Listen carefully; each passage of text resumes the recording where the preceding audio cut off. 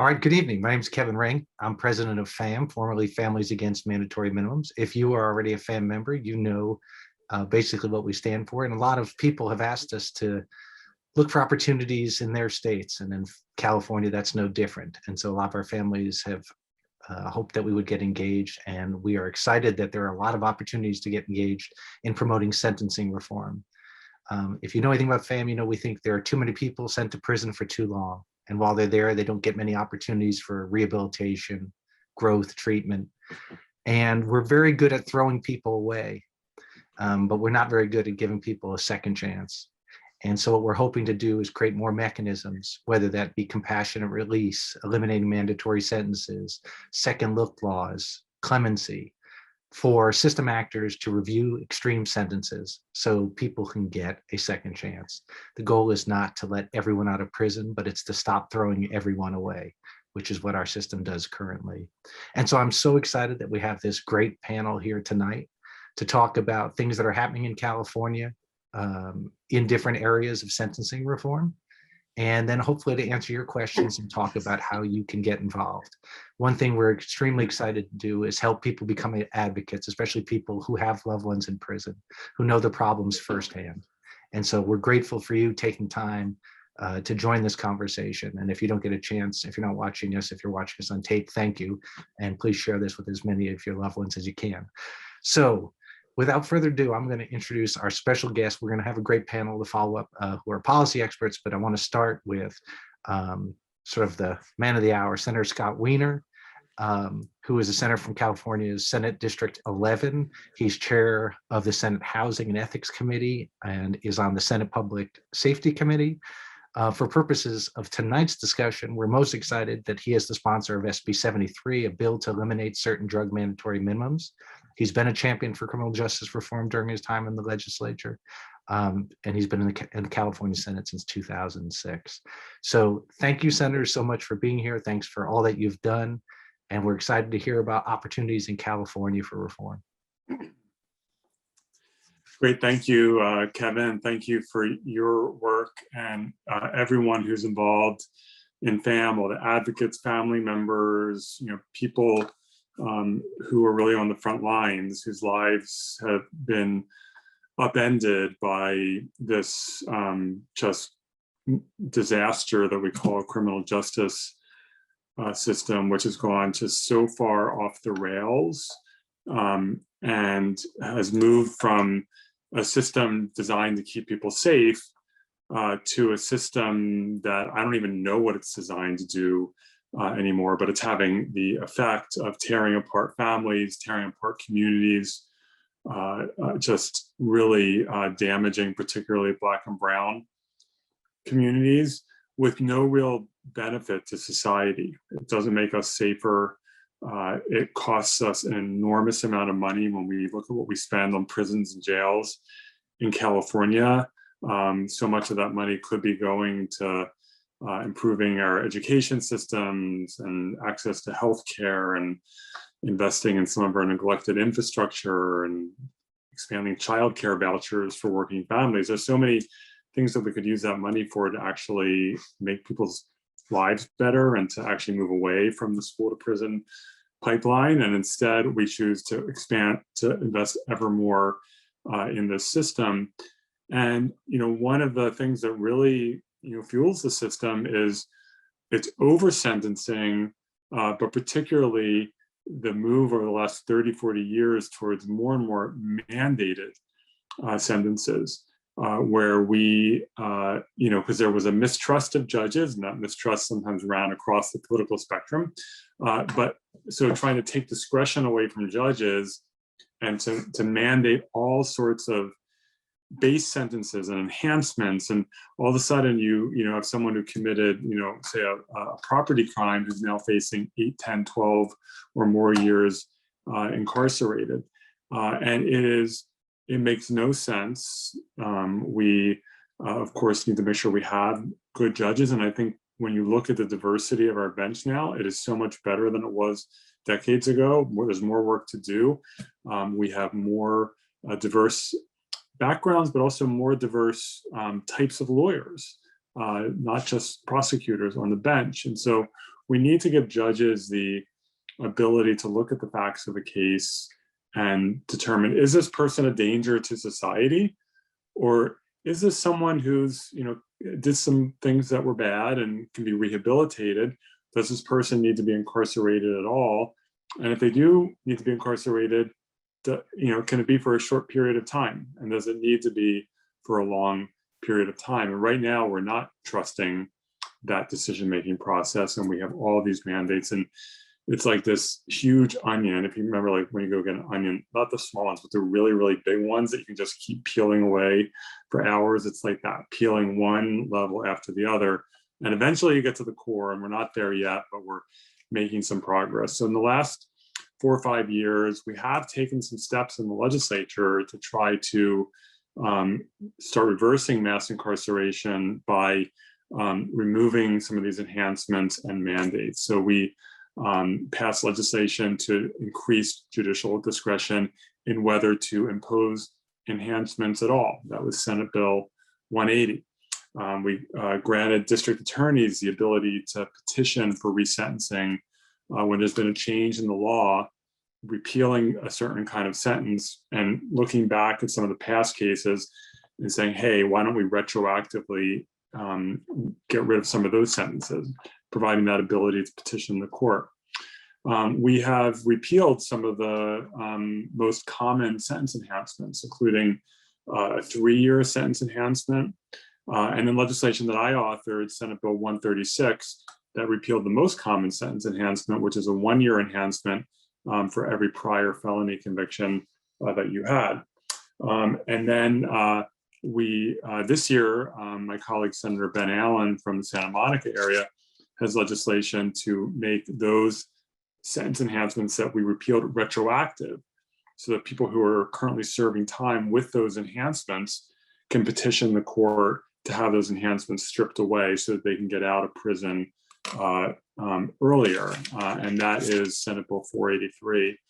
And then Kevin mentioned legislation that I'm carrying this year, SB 73, to eliminate mandatory minimum sentences for a huge swath of drug crime, of nonviolent drug crimes. And I think when people hear that in 2021 California, we mandate judges to send people away for nonviolent drug offenses, no matter what the circumstances of the case, whatever the judge sees in their courtroom, they must send the person to prison, no matter what. I think people are horrified when they hear that. And so SB 73 will give judges full discretion. They can send the person to jail if they think it's appropriate. They can put them on probation. They can send them to a diversion program. But the judge who sees that individual in court, who has access to all the information about the person's background and the facts of their offenses, can make that determination instead of just automatically shipping people off. And so we think that this legislation, combined with some of the other work that we have done, can have a real impact. We're already seeing changes in California. I think at the height of incarceration, California, despite our progressive reputation, and we've earned it in a number of ways. There are a bunch of areas where California has been a true leader in progressive change, but not always. And California in the 80s and particularly the 90s helped pioneer mass incarceration. We just went hog wild, just off the rails in just making sentences harsher and harsher. And so we went from, I think it was like 7 or 8 prisons in the 1970s to 31 or 32 prisons by the early 2000s. Can you imagine that? Quadrupling your state prisons over like a 35-year period. And so even with that expansion, that dramatic expansion with all those costs, we were still overcrowded in our prisons. Can you imagine that? You quadruple the number of prisons and you still don't have enough room because you are over-incarcerating so many people. Incarcerating too many people and incarcerating so many people for much longer than they should be incarcerated. We were up to, I think that up to 160,000 or so people incarcerated in California, to the point where the federal courts told us that our prison system was unconstitutional because it was too crowded. So we have been working on gradually reducing prison populations. Some of that was by sending people to county jails. And our county jails are also a problem in terms of too many people incarcerated. But at least with county jails, you're closer to home, and sentences are often a little bit shorter. COVID has reduced our prison population even more. And it did so because we all know the many problems with mass incarceration. It turns out that one of them is that if you have an infectious disease, a respiratory virus, your crowded prisons are a disaster. So we saw that with COVID. And so we accelerated things that were in the works, releasing more people who were older and less likely to reoffend, people who were close to the end of their term and could be released a year or two earlier. And so we're now down to under 100,000 people. We're back down to early 90s incarceration levels, but we need to go further. A number of us in the legislature are very committed to that work. And we look forward to continuing to partner with FAMM and other advocates to really rationalize and right size this bloated prison system, and to reunite families, to have true rehabilitation and true public safety. I look forward to that work. Thank you. Yeah, well, thank you so much. And I know you have to go, and we're going to dig into some of these topics with these excellent panelists. But I want to ask you one thing, because family members always ask this: how do I get my lawmakers to listen? They want to weigh in, they want to advocate. So you're in office. What's the best way to people, how do you hear about what your constituents want? What's the best way for them to advocate? Well, first of all, the best way is to make sure that you have people in that district who are advocating to the lawmaker, right? Having someone from San Francisco call a San Bernardino County senator or assembly member is not going to be that effective. So finding people who are in that district and having those people, yes, calling and emailing the office. If you know that your lawmaker is going to be at a community event, maybe go to that community event and try to just, say hello and say, hey, I live in this city, I live here, and this bill is coming up and this impacts my family directly. My kid is, incarcerated and we want to get him back. Can you please support, this bill? And also meetings. Like if you are a senator or assembly member and you have a group of families, especially parents, spouses, family members come and meet with you in a group. And we can do that now again, now that we're making some progress with the pandemic, to talk about your lived experience and the impact that this has had and why supporting this particular bill or this type of legislation is so important really matters a lot. They are hearing from law enforcement every single day. Law enforcement, they have lobbyists that are in the Capitol every day. They are very effective at running these fear campaigns. In fact, on this bill, I have to end mandatory minimums for many nonviolent drug offenses. Law enforcement, they decided that they all came out against it just recently. And then they get very loud and they're effective, and it scares some members when law enforcement goes into full opposition. So hearing from just real people, families, impacted people in the district is so important. I really appreciate you saying that. A lot of times we try to explain to people that you have to be in the district, because if you're not voting for the person, lawmakers going to care maybe a little bit less. But also people, I think for certainly for me, and I think for my colleagues, when you really hear from people who are deeply impacted, I have this unrelated legislation now to decriminalize psychedelic drugs in California, which has huge mental health and addiction benefits. And there are a lot of people who are skeptical of that bill. When they meet with our combat veterans who came back from war and had PTSD, and these psychedelic treatments saved their lives, when they hear from the parents, children who were addicted to heroin, who are no longer addicted because they sent them to Peru or Mexico to go through treatment that's illegal here, that for most of them changes their mind. because it's real people who have gone through very emotional and just horrific experiences. And when you hear from real people whose lives are being harmed and will be helped by a particular piece of legislation, it's really hard to say no. Well, thank you so much. I appreciate that advice for our families, and thanks for your work, and we'll be in touch. Yeah, thank you so much. I appreciate all your work. Yeah, well, thanks. All right, when we get to our panel, and first I want to introduce Armando Gudiño, and we're grateful to Armando because not only for his great work, but Drug Policy Alliance's California office is our co-sponsor of this event. They're also the lead advocacy sponsor for Senator Wiener's bill that he was just talking about, getting rid of mandatory sentences for drugs. But he's also been behind key criminal justice reforms in California, such as marijuana legalization, civil asset forfeiture reform, retroactive deferred entry of judgment, and creating parity between crack and powder cocaine. So thank you, Armando. I want to introduce Hillary Blout, who's the founder and executive director For the People. Formerly, she was a prosecutor with the District Attorney of San Francisco office under now Vice President Kamala Harris and current Los Angeles DA George Gascon. Then in 2018, Hillary drafted and led passage of the country's first ever prosecutor-initiated resentencing law, which we just talked about a little bit there, AB 2942. Now her organization For the People activates the power of prosecutors to remedy unjust sentences and leads the implementation of prosecutor-initiated resentencing around the country, working with community leaders, prosecutors, incarcerated people, and decision makers to bring that vision nationwide. And she's had great success in California doing it.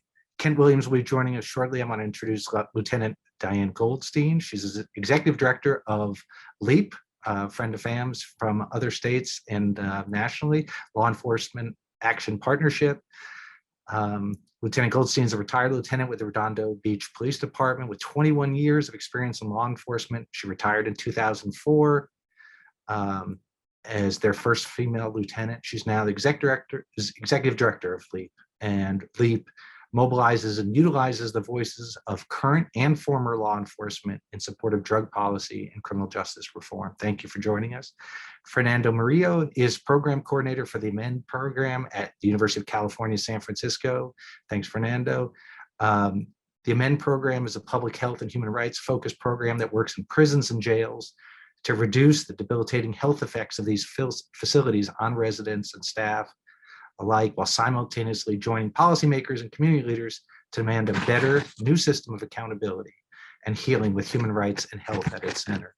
Prior to joining Amend, Fernando was the palliative care provider in California's only licensed hospice unit, providing end-of-life care for his fellow incarcerated Californians. So thanks for your great work. I'm going to start with you, Armando. Picking up on something that Senator Weiner said, people have this idea that California is this progressive state, and yet Texas doesn't have mandatory minimums. Louisiana has gotten rid of a lot of drug mandatory minimums. New Jersey just did it. There's other states that are doing this. How in the world does California still have mandatory minimums, especially for drugs? And what do you see as the impact that it's had on, families and especially communities of color? Thank you, Kevin. It's a great question, and thanks to FAMM and all of you for this wonderful opportunity to join you in this. After several years of consecutive years of significant and progressive criminal justice reforms in the Golden State, actually tonight's conversation is a very timely one, if not revealing, because as we come together this evening, to discuss second chance reform, we do so on the eve of the 50th anniversary of Nixon's official declaration of the war on drugs, which is tomorrow, right? Trillions of dollars spent, millions incarcerated, and today we are no closer to addressing the problematic drug use that we experience in our communities than we were 50 years ago, and certainly not through the policing and incarceration tactics that are and have been used over the last 50 years to address what is a public health problem. So we shouldn't be surprised. In fact, we should be very concerned that mandatory minimums still exist. In particular, this issue of selective persecution of communities of color, the poor, and today immigrants as well. 5 decades of draconian drug laws is in part something that we are deconstructing. So it's not going to take, as as Senator Wiener pointed out, we have had success over the last couple of years. But, what 5 decades did to this broken system was to create a system that's riddled with varying degrees of inequality, racism, institutionalization, and a systemic form of persecution and prosecution of people of color. And this has been done through these tactics of, mandatory minimums and these particularly sentences referring to small quantities of drugs. Well, the senator talked about his bill, and you are the lead advocacy group behind that. How's it going? Well, actually, you know what? It's going great. In fact, we just had a significant success. We're talking about SB 73, probation eligibility crimes related to controlled substances bill. And just yesterday, it cleared one of the key committees in the Assembly. It's now moving on to appropriations and onto a floor vote. And we're, optimistic that this particular bill will move forward and help deconstruct these 50 years of draconian drug laws that have led to this mass incarceration. SB 73 repeals mandatory minimum sentences, as the senator pointed out, allowing judges that vitally important discretion. We got to keep in mind that these mandatory minimums, they have roots in a form of law that was really enacted by Congress, dating back to the 1986 Anti-Drug Abuse Act, enacted by Reagan. There was a couple of them actually that decade that led to this massive, mass incarceration movement, and it effectively removed judges from the opportunity to, as the senator pointed out, factor in all these push-pull factors that we should be considering, and forcibly, instead of forcibly incarcerating people into some mandatory amount of time, right? So what SB 73 does is that it does not change the crime's maximum penalty or affect sentencing enhancement, but the bill restores that opportunity for a judge to say, you know what, I'm going to take into account the conditions that led up to this petty drug crime or this petty crime in general. I'm going to factor that in and either issue probation, maybe diversion, or some other sentence, and not the mandatory minimum. So, it's something that it's one important, small in the grand scheme of things, step towards rebuilding this broken system that has been operating now for the greater part of 50 years, and certainly since the 80s onward, when these mandatory minimums became the norm, unfortunately. Yeah, I appreciate that. No, it is an important step. Like you said, it's modest. It shouldn't be this law enforcement opposition to this, something like this. Like I said, other states don't have this. And so anyway, thanks for all your great work on that. I'm sure we'll have questions about that. Yeah. I next want to turn to Hillary.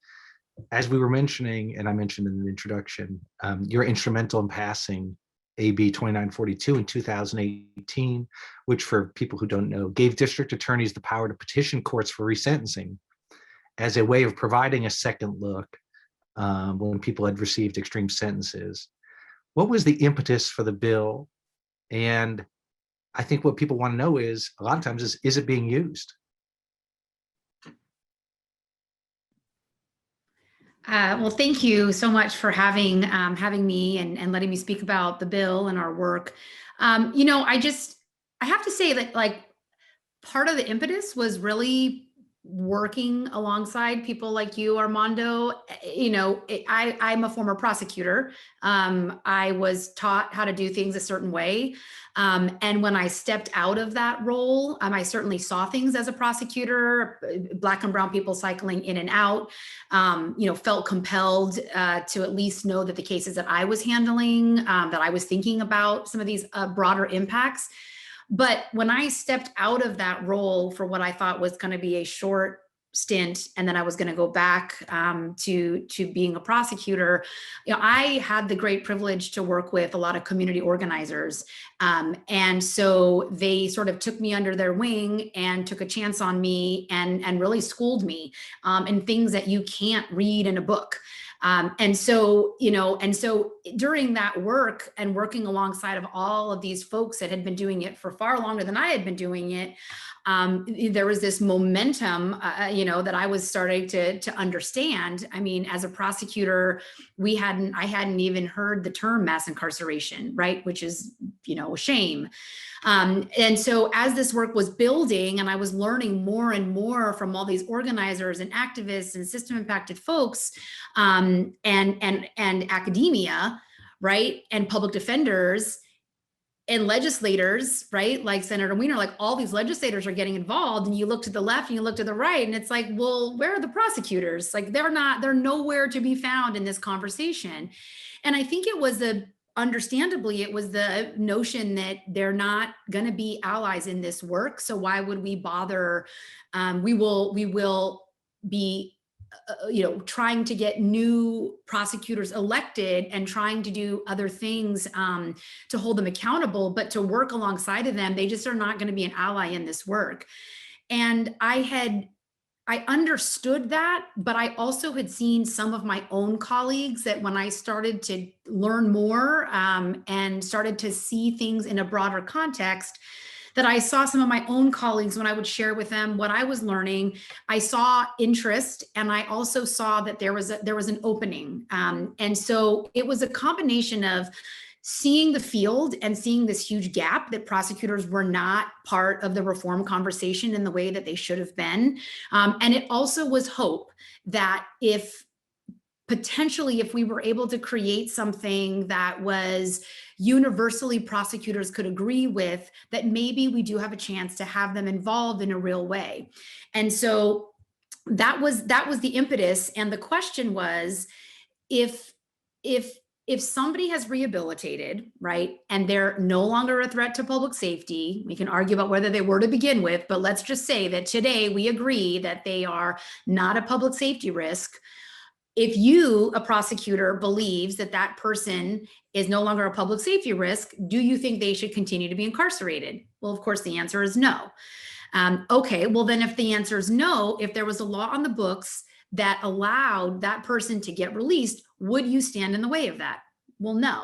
Okay, good. So then what if the law gave you the power to go and get that person out of prison? Would you stand in the way of that? And most prosecutors said no.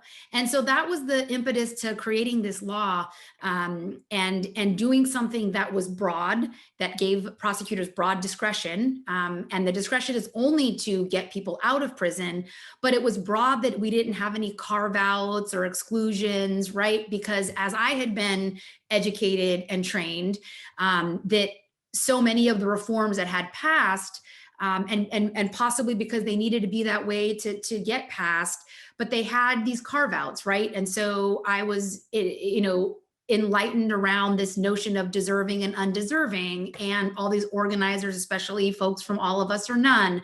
And so we fought really hard to make sure that there wasn't those kinds of exclusions here. And so that was how the bill came to be. And your other question about how it's working, certainly there are more people in prison than have been released, right? Everybody on this call, every person that's participating in this panel knows that. Thousands and thousands of people that don't need to be there.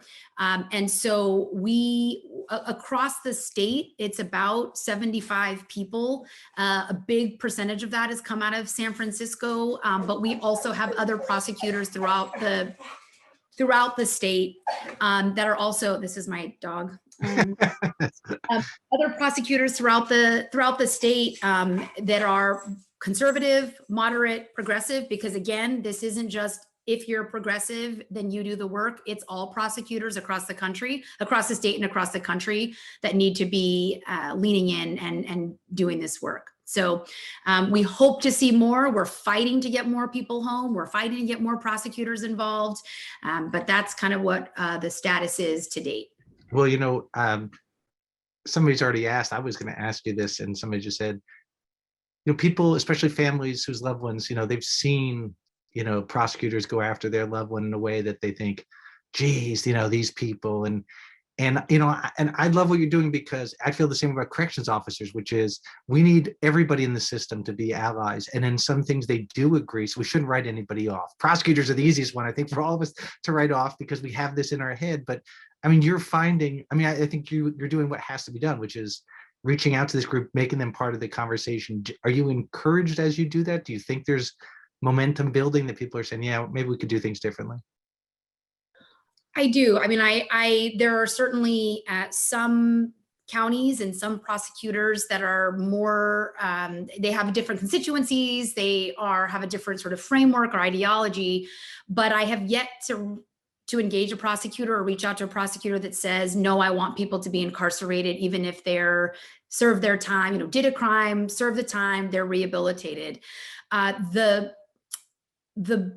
The biggest part of the work is around what I call re-education, right? And I think that the lieutenant is gonna probably speak to some of that, but you know, it's that prosecutors are trained in a particular way. I was trained in a particular way, even with the nation's first progressive prosecutor and moving away from tough on crime. But it's about re-educating and teaching prosecutors how to see the whole person.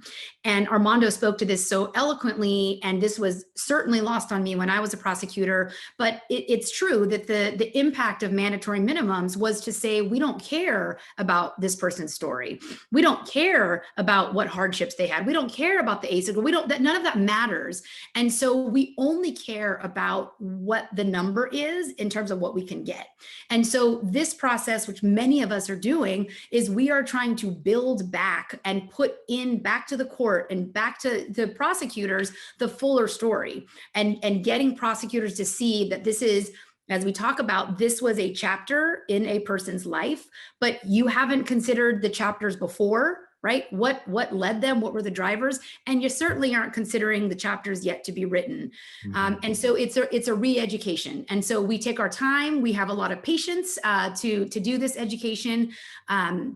But we have been met with we're really pleased with the results of talking to prosecutors and encouraging them to see cases in a different way. Yeah, well, it's a tough task, but I'm glad you're doing it, because I've always thought, I've met lawmakers who said I was wrong before. I see things differently now, and I shouldn't have supported those things. And I hear judges sometimes do that. I rarely hear prosecutors say that, and I wish I did.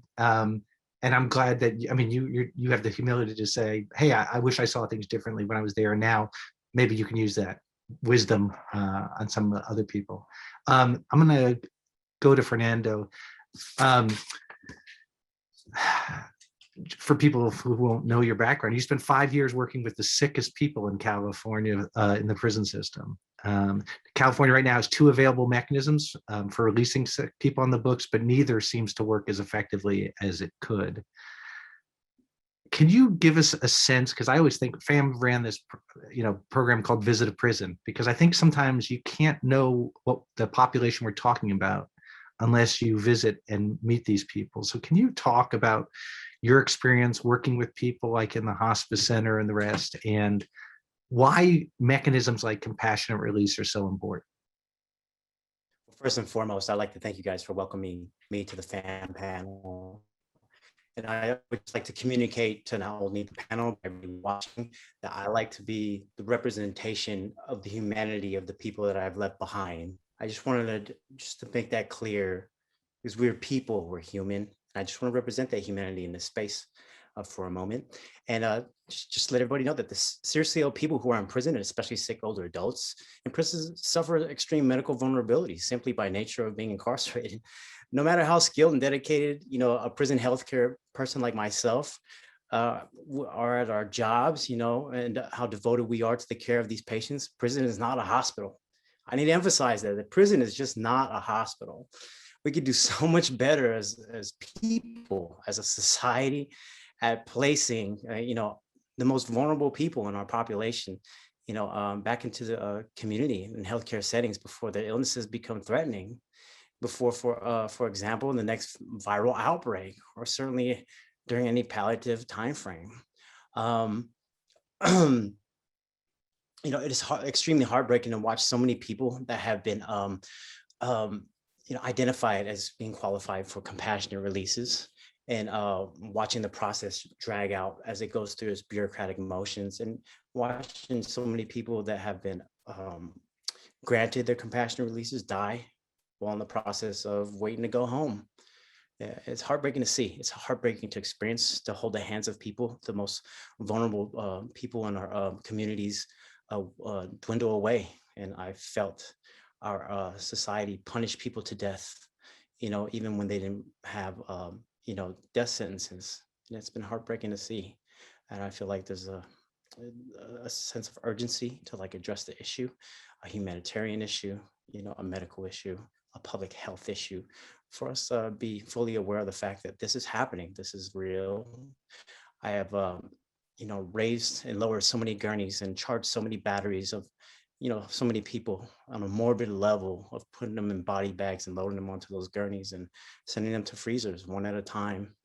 It's been heartbreaking to watch. And I hope people could feel the urgency and see the humanity in someone like myself and know that we're worthy of, being humanized and welcome to the greater gathering, as, people see fit. So I can't hear you, sir. Yeah, I appreciate you're talking about this at a human level. I mean, a lot of times we talk about compassion release, which is, geared towards people who are sick or elderly. And we talk about how, they pose the least risk to public safety, but they're the costliest to incarcerate, right? So it's like sort of the policy argument against it, for sort of practical reasons. But at a human level, I think the toughest issue for people is, I mean, I hope you can address this, because the pushback I'll hear is, I understand that, but what they did, if they hurt somebody, that person didn't get to die with their family, or they, they didn't get this luxury at the end of life to be with their family. I feel like it's a really short-sighted view, but can you talk about that from your perspectives of seeing people? Because I don't think people, this isn't some luxury benefit we're giving people. And sometimes I feel like the gift is almost to the person's family who wants them there for that closure, but you were there closer. So how do you talk about that if somebody pushes back? Yeah, being a surrogate to so many people that have outlived so much of their support that they had in the community once upon a time when they were a youth, it's heartbreaking to see. I've had the personal experience of looking at the identifications of the 17, 16-year-old offender that died with me in their 70s, as their family member. It's heartbreaking to see a human being wither, to skin and bone, and eventually die in a prison bed, hospital bed. Just from a humanitarian standpoint, from a human standpoint, it is so difficult to see. And it doesn't work, just from my personal opinion. If it did, I feel like we'd be the healthiest society in the world, because we punish so many people to death. We incarcerate so many people on a mass level. We are not the safest society in the world, and I have never seen anybody get better in a cage. I never see anybody, I've yet to witness the complete healing of our society by punishing people to death.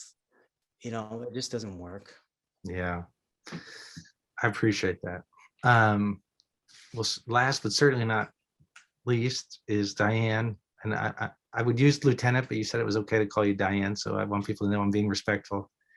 Senator Wiener started by saying law enforcement is lobbying against his bill, on mandatory minimums and stuff. And so what are you doing here? I thought law enforcement loved, locking people up and throwing them away, but I know LEAP has a different take. And how do you square that with the sort of statements by most in law enforcement that we need these tough policies to keep the public safe? I'm going to go back to something that Hillary said, which I think is so important, is that organizations like mine exist because people recognize that we made mistakes. So, our organization started out as a single focus on drug policy, and really working within the system to say, hey, what we've done is we've failed people. We've in fact made things worse, the drug war in particular. And I can say the same thing about really our Tough on Crime. What it's done, it doesn't enhance community health and safety. It in fact increases death, disease, substance use disorder, and it fuels more crime. And so I come to this work really from both a personal reflection as well as the lived experience of having my brother die from a drug overdose, and who actually was criminalized within the criminal justice system. Although he never went to state prison, he did serve time in county jail. And so I had both perspectives that, in my career, I did a ton of gang work. I ran a career criminal narcotics unit. I've arrested a ton of people for a lot of different crimes, but there was always this thing with me about how our justice system had changed so much, and it wasn't helping anyone. It wasn't helping the victims. It wasn't helping offenders. It wasn't helping us as family members who were dealing with these issues. In fact, it only made things much worse. And so, what I know today, I wish I would have known in my career. And I did a lot of harm reduction in my career without knowing what harm reduction was. And I think because of people in my community who I had worked with who were gang members, I tried to get them jobs and get them into diversion programs and work with their families. They taught me a lot about resourcing. So I had this one, Redondo Beach is an interesting city. We have everything from multi-million-dollar beachfront property to Section 8 housing and now a fourth generation Hispanic gang that started back in the Zoot Suit days. And there was this one particular family who both mom and dad suffered from heroin addiction and had been on methadone for years, and they had kids and they were struggling and trying to raise them. And I remember both Julia and Sammy, who made the comment to me is, Officer Goldstein, you don't know what it's like to not have resources. And I heard them, but I don't know if I really understood that until my brother got recriminalized again. And, a few years before he died, and I walked into Orange County, California, young district attorney trying to cut her teeth on convictions. And my brother suffered from bipolar, dual diagnosed, and he lost access to his healthcare and to his insurance and to his psychotropic meds. And he ended up self-medicating and started using heroin and methamphetamine. And he got arrested, and I walked into court with him shortly after I retired. And I knew what he was entitled to: deferred entry of judgment, diversion, the whole bit. And because he had a gun conviction 20 years earlier, the first thing the DA did is pull open his jacket and say, no, I'm sending your brother to state prison for 18 months to 3 years. And it dawned on me as I turned around and I looked at everyone in that court, and I had resources to help my brother. And other people didn't. And when I turned around in Orange County and I saw predominantly, I was born in Mexico City, and my brother and I both look white, but culturally we're Mexican. And I saw everyone in that courtroom was Black and brown. And it was a stunning revelation to me. But I didn't know about LEAP then. I didn't know about the reform work, but that really prophetically set the stage for me for bringing me to where I'm at now. And I know from my brother's experience and from my professional experience how much compassion means in the criminal justice system. And I also know that none of us should be judged by one mistake in our life or a couple mistakes. And that, yes, we can hold people accountable for bad behavior and victimizing people, but everybody eventually gets out. And if we don't do the right thing by ensuring success of people, by investing in infrastructure and job training and resources, then we're just perpetuating a churn in the system, and we're not making our society better. And so, you know, kind of in a nutshell, how do we change law enforcement?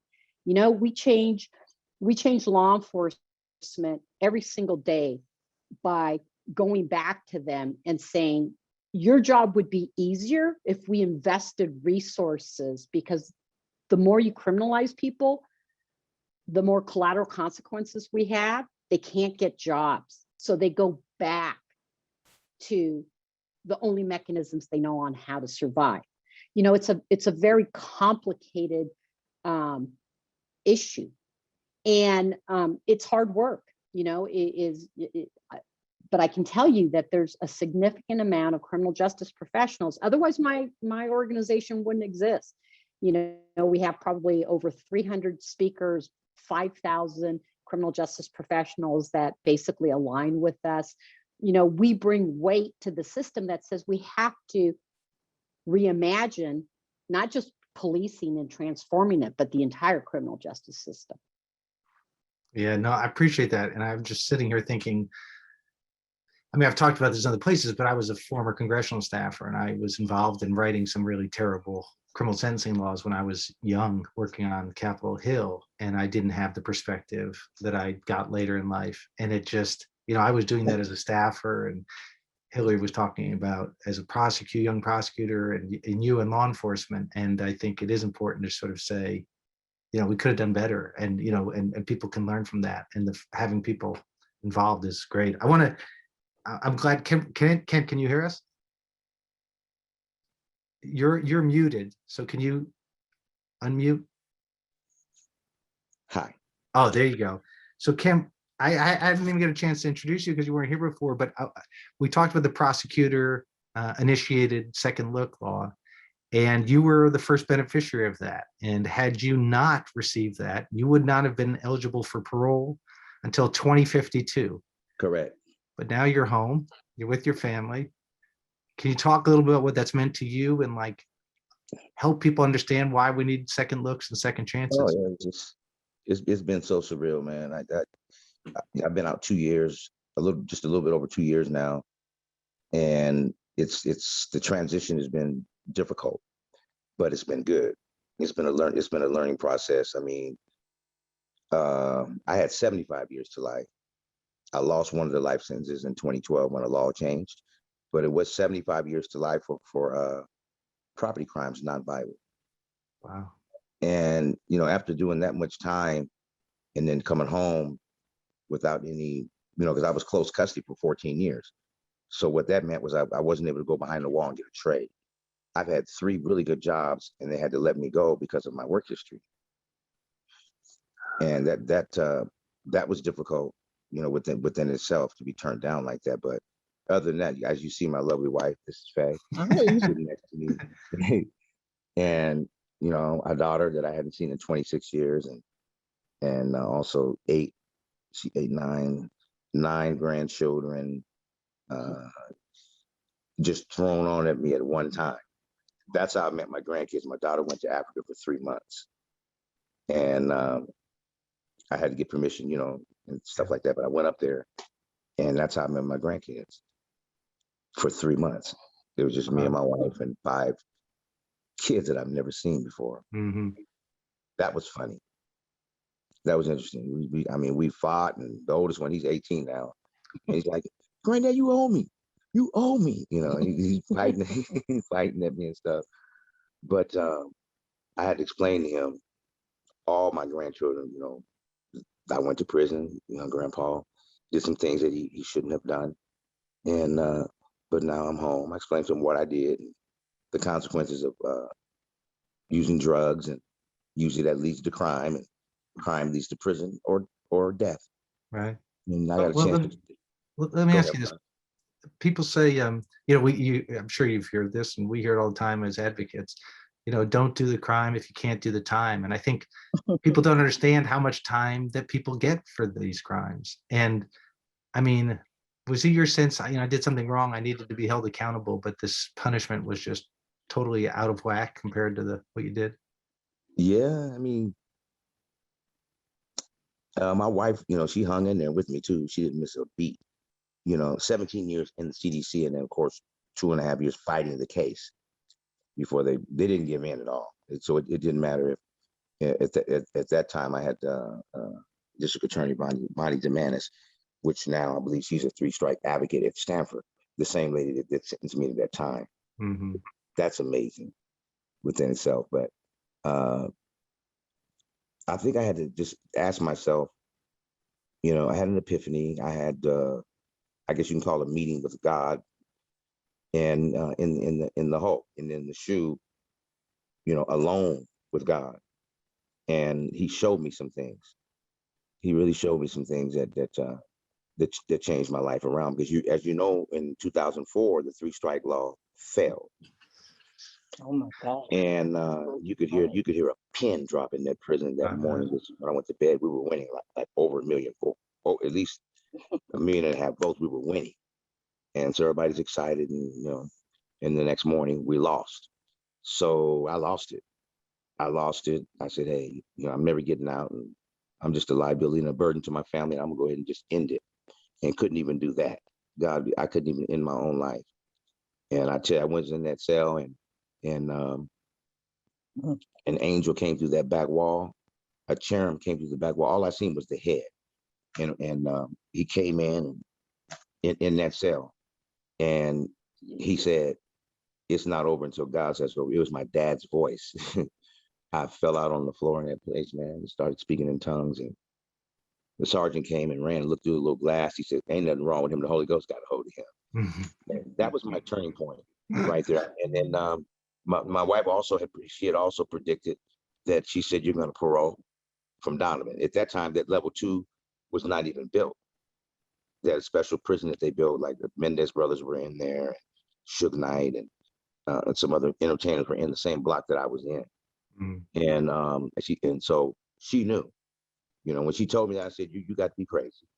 They don't, lifers are going to parole. So I walked out with nothing, no parole, no help. I couldn't get any of the assistance from the state, the gate money and all the different things that they offer you when you get out. I couldn't get it because I was no longer on parole. And that was amazing to me. I mean, in that courtroom, and that judge, I could hear him. I can hear him, "Mr. Williams." He says, "I'm sorry for the death of your parents, of your mother and your father, your niece, and both grandparents on both sides. I apologize." And he said, "I have one question for you. He said, I want to know, how were you able to do that kind of time with no write-ups?" And no light at the tunnel. And no light at the end of the tunnel. I said, "Well, I had to make a conscious decision. I think when I said, God, if I never get out, I'm still going to serve. I'm going to do what I was called to do on this earth." And I think the moment I said that, the seeds were planted. At that moment, because it didn't make a difference whether I was going to get out or not. That's how I felt. Yeah. I've heard people say about that before. I I just say something. As advocates, you don't always get to see the chance. I'm lucky. I work with a group. If you get a reform passed, sometimes the people benefit from coming to the office. I just got to say to Hillary, it's got to be rewarding knowing that an idea you spearheaded resulted in people getting out of these prisons. Yes, Bill. And I'm looking at prison news and stuff, and I seen it. Assembly Bill 2942.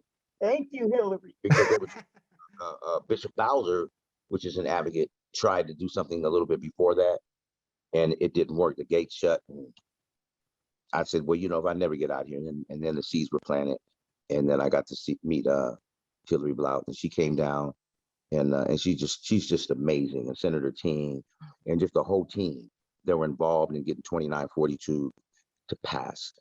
And the only thing I could say is that when you come out after doing that kind of time and don't have the skills that you need, it's very difficult because there's a gap in the job history. I mean, I think Rent-A-Center hired me to drive a truck. and hired me, and then we gotta let you go. The owner came down and said, "Oh no," and like even the apartment that I'm in right now, with me and my wife are in, I had to give them practically the whole motion that the assistant district attorney wrote up for me to even live here. Other than that, Yeah. I couldn't even live here unless they felt that I wouldn't be a threat to the community. But I want to thank Hillary Blout and Senator King and just the whole team, everybody that was involved in getting this bill to pass. And I've had no contact with law enforcement, and it's been a great thing that's happened to me. Well, I'm glad you were able to join us so that we could end on a note of freedom. But I want to say, because that's what we're fighting for so many people here. I do want to say, because we're running low on time, but I'd like to give everybody a chance, give sort of a closing comment, Okay. either sort of in your bucket or just overall. I want to say to people who are watching and aren't members of FAMM right now, you can text FAMM, FAMM, to 21333 to start getting our updates and communications. If others want to share in the chat, how to get in touch with your organizations, everybody's doing good work, or let us know now. But Armando, I'm going to start with you and give us final thoughts. Yes, thank you all. A pleasure to be here along with all of you. Some friends and hopefully new ones. And I just want to, say we're barely getting started. The war on drugs is the 50th anniversary, starts tomorrow, and let that be the beginning of the next campaign for us to deconstruct the damage that it's caused. We need to start thinking beyond. We need to start looking at all drug decriminalization. We need to start really pushing the envelope in new directions. Drugpolicy.org. Check us out. We have a lot more coming down the pipeline. Awesome. Thanks so much. Hillary? Yeah, I want to, well, first, it's so good to see you, Kent and Faye. I want to just use my closing to build on what Kent said, which is, and it's just also like legislation, getting laws passed is half, it's not even half the battle. It's just the first step, but implementation is when the hard work begins. And it's the same thing when we have these victories and we're able to help people get reunited with their families. And then the real work begins around reentry and reintegration and making sure people have what they need to be successful, so that we're focusing on how to make sure that we are supporting people when they're coming home. So I want to end on that and just lift that up so that we're pushing our legislators and others to, really make sure that there's funding that's supporting efforts. So thank you. And thank you again for having me and allowing me to participate tonight. Yeah, no, thank you so much. Fernando, any last thoughts? Yeah, so my last thought, first of all, it's very inspiring to see Kent and his family reunited for everybody to see. I think this is the intended purpose of why we're here, to reunify people with their family members and welcome back, formerly incarcerated people like myself back into the community. For people that don't know, my final thought, I was a 16-year-old offender that received life in prison, 41 years to life at 16 years old. I didn't return to the community until it's 8 o'clock with Gavin Newsom community, and I was not prepared to re-enter the community. I did my pre-parole in the community from the administrators in prison, which was a joke to me. So most lifers in the prison system aren't allowed to obtain California identification before we're paroled. And I just like people to know that most lifers in the prison system, if they're able to be found suitable for parole or lucky enough to live long enough to have that opportunity, aren't necessarily welcome back.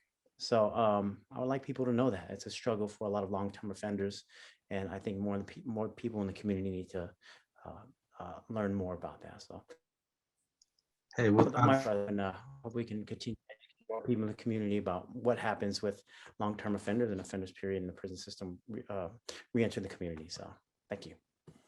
Well, thank you so much for everything you said tonight, Fernando, and for using your experience and not just putting it behind you and moving on to something else, but just sort of paying it back by working on these issues. I really appreciate that. Diane.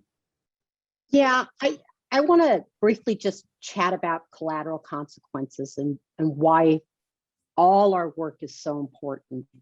More than 8 million Californians who have done their time and paid their debts are still being punished by a system that is preventing, not enhancing public safety. Public health, access to safe and stable housing, and employment and educational opportunities are fundamental to community safety. And I think we need to hold our legislators accountable to that.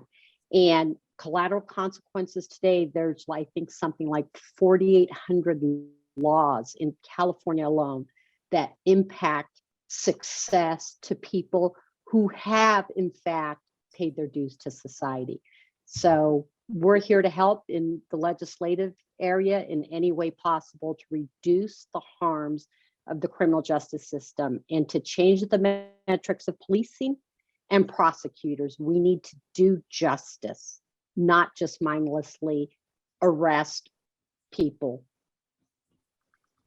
Thanks so much. Really appreciate your perspective, and thanks for joining us tonight. All right, Kent, you're the hero. Everybody, good comments rolling in about you. So take us home. We're already over time, but give us some wisdom here at the end. I think you're muted. And can you hear me? Yep, And now I also, can. you stay prayerful, all of you, in your higher power and whoever you believe in, that this will transition into something great. I also want to thank Bishop Cornelius Bowser that's not here tonight for everything he done, and also District Attorney Summer Stephens and Assistant District Attorney Dwayne Woodley. And I want to thank you for having me tonight. Sure. Can you just say, I always ask somebody this one thing when somebody gets out. Did you see people, but you left behind that deserve a second chance like you do? Oh, absolutely. Oh man, there's guys in there that have been ready for years.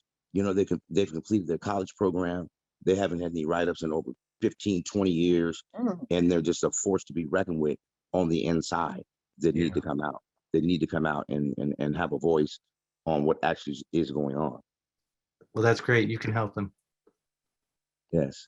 All right. Well, we'll close with that. Thank you to all the panelists. So grateful for all your good work. Thank you to Daniel Landsman from our staff who helped put this together. Oh yeah. And everyone get involved. Join one of the groups here. Find a way to get involved, and let's try to get smart legislation passed. Yes, amen. Someone call me. Somebody. All right. Call me. I'm ready. Thanks, good night. everybody. All right. Good night. Thank you. God bless.